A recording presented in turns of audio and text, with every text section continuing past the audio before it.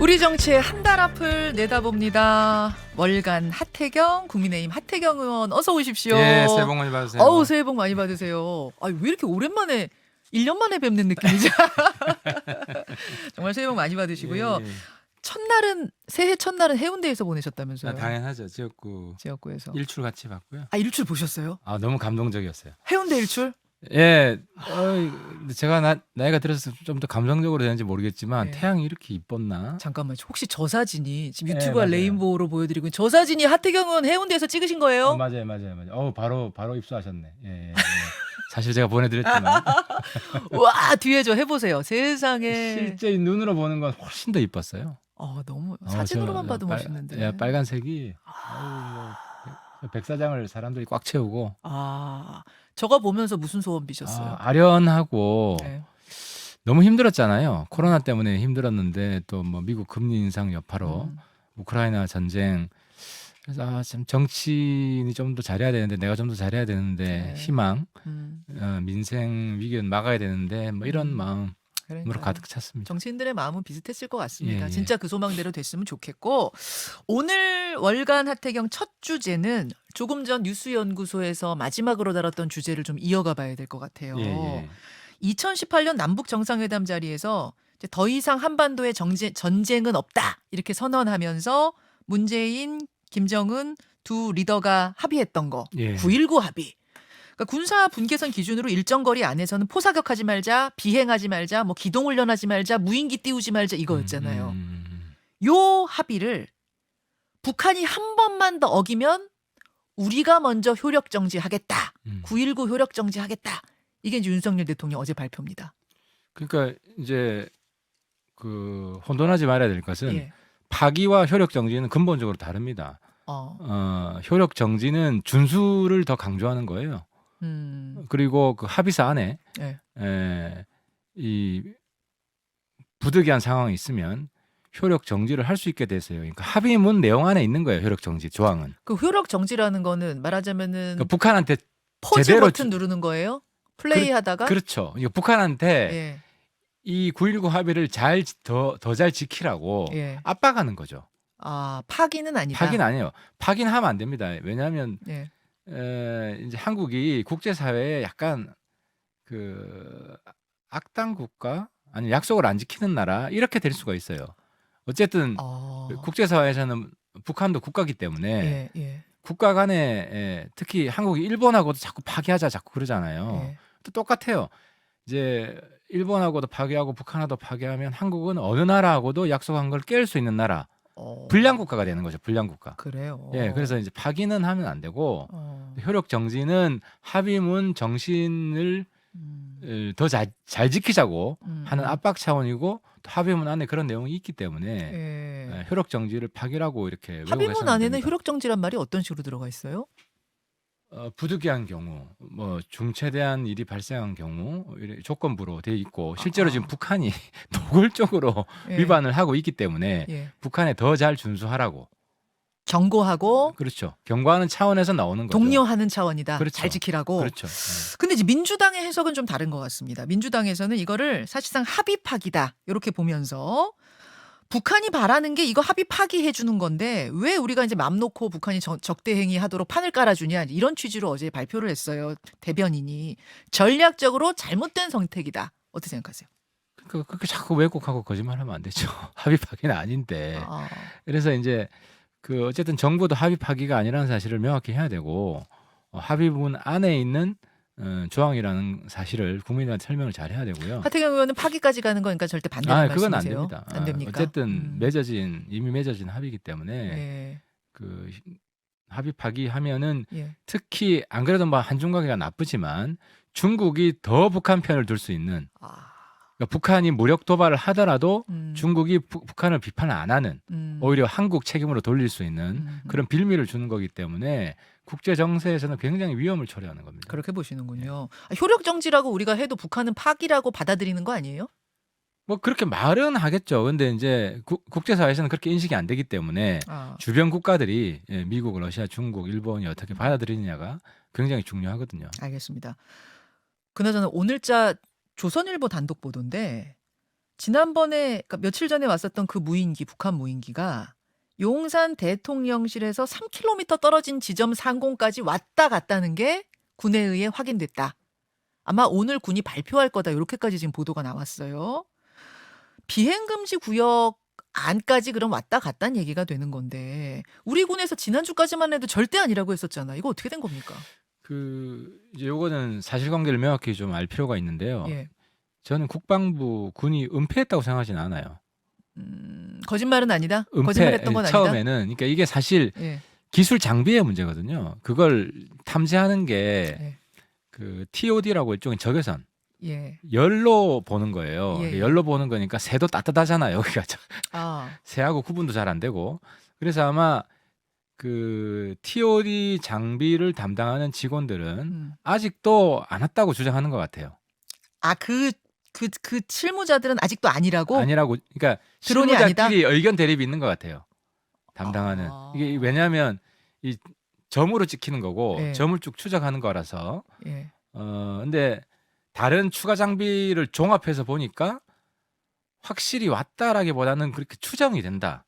이 정도 지금 상황이라고 하는 것 같고요. 내가 국방부 물어봤어요. 아, 물어보셨어요? 예, 오면서 물어보니까 아, 조사를 하고 오셨구나. 그래서 근데 이제 맞다는 쪽도 있으면 어쨌든 안보는 최대의 위험을 전제해서 최대 보수적으로 해야 되니까. 보수적으로 가야 되기 때문에 이제 언론 보도는 그렇게 났지만 예. 단정적으로 났지만 예. 아마 추정하는 식으로 그래도 추정, 가능성이 그쪽이 그래도 어느 정도 있으니까 발표하는 거 아니에요, 군이. 그렇죠. 하나라도 나타나면 그러면 지난주에도 민주당의 사성장군 출신 김병주 의원이 요 얘기 했거든요. 자기가 이게 쭉 궤도를 보니까 그분이 궤도를 보니까 이거는 왔다 간 것 같다. 그 얘기했을 때 군이 그럴 가능성도 있어 보입니다라고 발표를 했었어야지. 그때 절대 아니다, 거짓말하지 말라 이런 식으로 대응했거든요. 그래서 제가 볼 때는 저는 이제 이 문제에 대해서는 장관이 그렇게 답변할 수밖에 없었던 과정에 대해서 자체 조사가 좀 필요하고요. 아, 예, 예. 왜냐하면 그 보고가 그렇게 들어왔을 거 아니에요.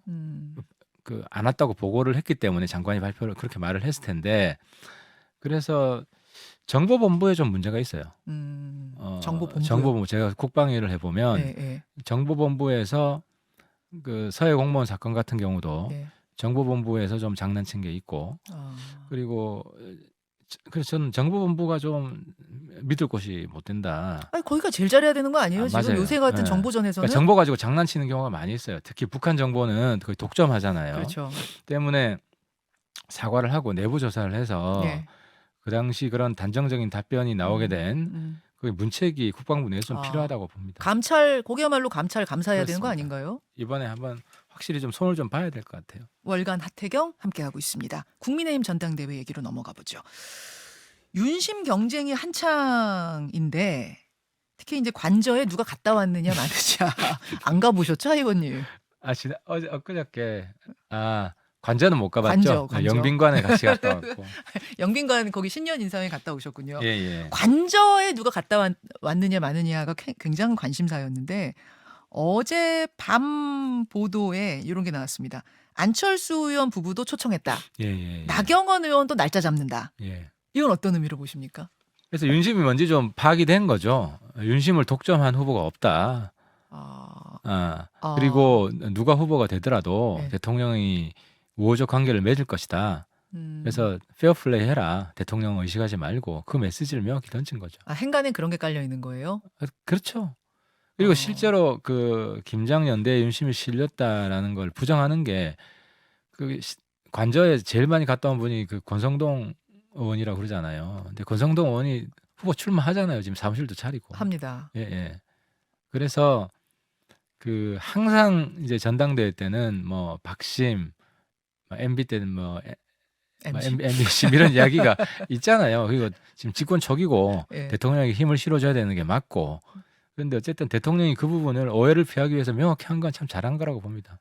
내 마음은 지금 어디에도 딱 꽂혀 있는 게 아니다라는 걸 보여주기 위해서 이제 안철수 의원 부부, 나경원 의원 다 부르는 것이다. 그래서 유력 후보는 아마 다 부를 것 같습니다. 유승민 의원은 안 부르네요. 유승민 출마한다고 애매한 상황이잖아요. 나경원 의원도 선언은 안 하셨어요. 이게 나경원을 위한 룰인데 안 나오겠습니까? 저는 무조건 나온다고 봅니다. 안 나오면 정치적 판단을 잘못하는 거죠. 이 전당대회 그 당신 100%가 예. 지난번 이준석 경쟁할 때도 당원들만 따지면 나경원 후보가 이겼잖아요. 그랬었죠. 예. 근데 뭐 지금도 줄곧 그 상위 1등인데 예. 이런 상황에서 지금 내각에 들어갈 가능성도 없는데 예. 왜 안 나오겠습니까? 저는 100%입니까? 이 기회를 저는 놓친다면 굉장히 정치적 판단 착오라고 생각을 합니다. 그러니까 100% 나올 거로 보세요. 건다면? 제가 나경원 입장에는 무조건 나가죠. 아니 근데 그리고 대통령하고 그렇게 관계가 아주 나쁜 것도 아니에요. 아니 저출산 고령화위원회 지금 부위원장 총리급 직책을 맡고 있고 기후대사도 맡고 있거든요. 다 그만두면 되죠 뭐. 아니 이거를 대통령이 임명한 지 얼마나 됐다고 그만두느냐. 그래서 못할 거다라는 막 이런 얘기들도 하는 분들 계세요. 대통령 근데 정치는 본인 결단이고 양자 중에 선택해야 될 때가 있으면 더 중요하고 더 필요한 걸 해야죠. 대통령도 오케이 할 것이다. 이 정도 1등 나오면. 어떻게 하겠습니까? 아니, 대통령도 나경원 입장에서 무조건 나가죠. 대통령도 계속 1등하면 나갈 수밖에 없다. 그런 상황이죠. 대통령도 안 나온다 그러다가 여론조사 계속 대통령 후보 1등 하니까 대통령 나오신 거 아니에요. 오케이. 하긴 하태경 의원 보시기엔 나경원 의원은 100% 나간다. 그러면 유승민 의원은 아직 선언 안 하셨는데 이분은 또 이제 민심 1등 아닙니까? 지금 뭐 전국민 대상 조사에서는 이분은 어떻게 하실 것 같아요? 아니 그래서 제가 다른 방송에서도 이야기했지만 그 당심에서는 많이 밀리거든요. 네. 지금 여러 여론조사에서 확인되고 있고 경기도 지사 선거 할 때도 한 8대2 정도 됐을 거예요. 당심에서는 네. 이제 양자 구도긴 하지만 근데 그리고 이런 상황에서 결선 투표까지 있는데 참가에 의미를 두는 체급이 아니다. 정치적 체급이. 유승민 의원이 참가상 받을 지금 그런 상황은 아니지 않느냐? 그렇죠. 간다면 결선까지는 가야 된다? 결선도 못 간다 그러면 주저할 수밖에 없지 않겠습니까? 그리고 유승민 의원에 대한 이제 당심은 꽤 좀 고정돼 오래된 현상이거든요. 이렇게 쭉 확 바꿀 수 있는. 그러니까 본인에게 씌워진 프레임 같은 게 있었죠. 뭐 배신자 그렇죠. 프레임 뭐 이런 그렇죠. 것들, 레이저 프레임. 예. 그래서 전통적 당원들한테는 유승민 이제 비호감 현상이 아주 오래 지속되어 왔던 거고 단시일 내에 바꾸기가 쉬워 보이지는 않습니다. 그래서 고민이 많을 수밖에 없을 겁니다. 고민이 많다. 혹시 연락 주고받아 보셨어요? 아닙니다. 그건 아니시고 그냥 생각해 보면 고민이 많을 아마 수밖에 없다. 혼자서 굉장히 외로운 고민 중일 텐데 조만간 결정을 하시겠죠. 안 나오는 쪽이 더 가능성이 높다고 보시는 거예요? 개인적으로 볼 때는? 그러니까 성적이 안 좋을 게 좀 물론 뭐 100% 단정적으로 말을 할 수는 없지만 안 좋을 가능성이 높다고 하면 컷오프도 힘들다고 보세요? 4명? 4명 안에 들어가야 하는 건데. 4명엔 들어가지 않겠어요? 근데 그것도 간당간당할 수 있죠. 그렇다 보니까 고민이 깊을 것이다. 총선에 수도권 지역으로 출마를 해야 하는 거 아니냐? 당대표라면 요걸 가지고 또 주자들 간에 설전이 붙었어요. 이건 어떻게 해석해야 됩니까?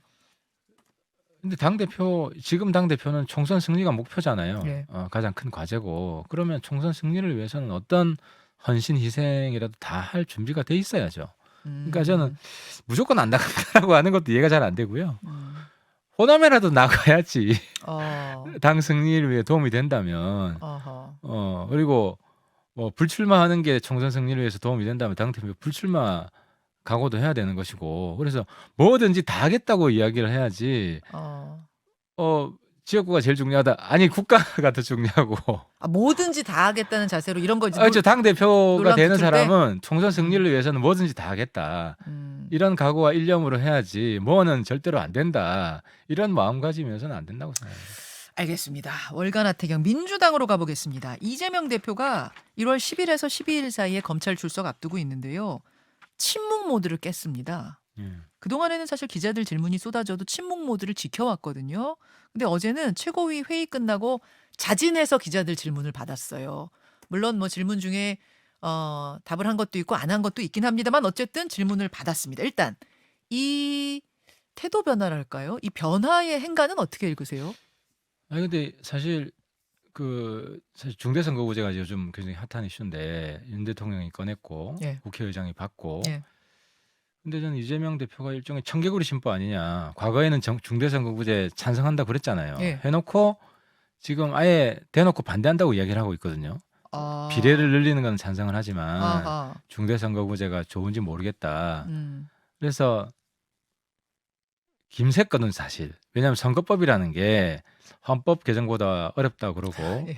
양당의 어떤 전폭적인 지지가 있어야 되는데 네. 우리 당 내에도 사실 반대하는 사람들이 있어요. 내부에는. 하 의원님은 찬성이세요? 저는 일관되게 찬성이었어요. 찬성이세요. 근데 말을 못 하고 있는 거죠. 대통령 지금 의견이기 때문에 말을 못 하고 있는데 이재명 대표가 사실상 반대 의사를 표명하니까 우리 당 내에서도 이제 민주당 핑계로 국민의힘 이제 안에서도 속마음을 이야기하는, 그러니까 사실상 좀 김센 상황이 됐거든요. 중대선거구제가. 그렇죠. 근데 이제 수사 같은 경우도 지금 발언 이야기를 들어보면 임시국회 여는 이유가 체포동의안 왔을 때 지금 국회에서 막으려고 하는 거잖아요. 근데 거기 그 질문이 어제 있었어요. 그랬더니 이재명 대표가 아니 그러니까 말장난하는 출석하는데 거예요. 무슨 방탄이냐. 아니, 방탄의 본질은 이제 임시국회 체포동의안 막는 건데 그럼 임시국회를 지금 국회 제대로 돌아가지도 않는데 임시국회를 해제해야 되죠. 그게 방탄을 막는 것이지, 예, 방탄을 푸는 것이지. 그러면 검찰에 자진 출석하는 것만으로 나는 방탄 아니다라고 할 수가 없단 말씀이세요? 그죠. 질문을 A로 하니까 답변을 동문서답하는 거죠.